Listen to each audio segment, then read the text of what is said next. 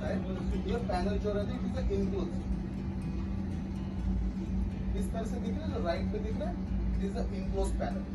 Okay, अंदर अगर आग लगा बुझाएगा कैसे? आपको दरवाजा खोलना पड़ेगा, जो पॉसिबल नहीं है क्योंकि ये पूरा गर्म हुआ रहेगा, पूरा मेल्ट हुआ रहेगा।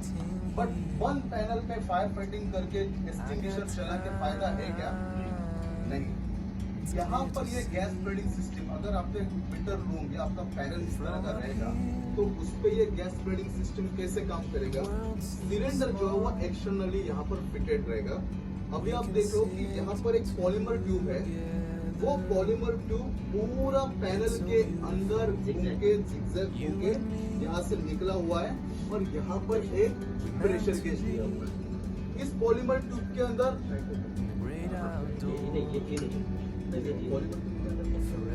नाइट्रोजन, ये क्लीन एजेंट है। ओके, ये एक्सटिंग्विशर के अंदर है जो आग बुझाने का काम करेगा। इसके अंदर इस लाइन को चार्ज रखना है, फुली चार्ज रखना है। इसका मतलब ये है, और इस पॉलीमर ट्यूब का जो मेल्टिंग पॉइंट है वो बहुत सेंसिटिव है।